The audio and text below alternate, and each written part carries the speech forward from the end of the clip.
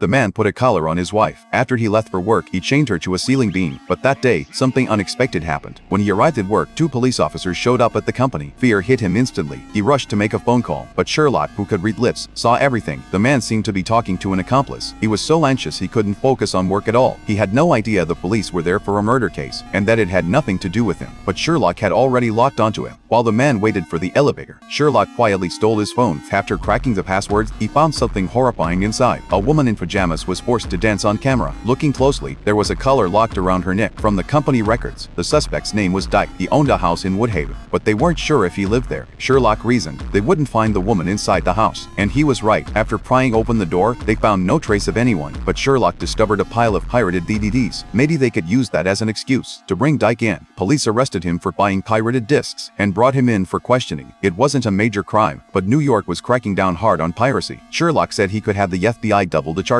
and make an example out of him. Dyke knew what they were doing, trying to pressure him into talking about the woman. He also knew the police had no evidence, so no matter what they asked, he insisted he didn't know any captive woman. His calm attitude made it nearly impossible for Sherlock to get anything out of him. From the video, Sherlock knew the woman was an agent under 30, but Watson searched every missing person report and found no one matching her. Maybe no one had reported her missing. Sherlock immediately requested immigration records, and in those files, he found a familiar face. It was the woman from Dyke's Spawn, the captive. Her name was Frida. She had come to the US in 2011, and no one had seen her since. She might have been Decker's captain for 5 years. Watson and Sherlock waited anxiously. Then a voice came over the radio. She's alive. Where's team leader? The news. A terrified woman stepped out of a room. A collar locked around her neck just like Frida. She was clearly traumatized. They'd rescued someone, but not Frida. Had Dyke killed her? Watson believed he was hiding her somewhere else. Sherlock found a clue in the fridge. The soy milk inside was brand new. That warning, he read Dyke's lips telling his accomplice to keep an eye on the victim. Sherlock assumed he meant Frida, but it was actually this other woman. The accomplice had bought the food for her. Suddenly, Watson realized something and rushed to stop the rescued woman. She said Dyke had never bought soy milk before. It only appeared a few days ago. She hadn't seen who put it in the fridge. When she woke up, it was already there. Watson said she now knew who Dyke's accomplice was. People tend to buy the brands they personally like, meaning the accomplice procured that exact soy milk. Watson had seen that brand once before at immigration. Dyke's ex-wife Carrie used it in her coffee. Meanwhile, Carrie poured gasoline across a house to burn the evidence, but suddenly officers burst in. Carrie was arrested. Then an agent heard something in the trunk. The sheriff rushed over, and inside was Frida. After 5 years in captivity, Frida was finally rescued.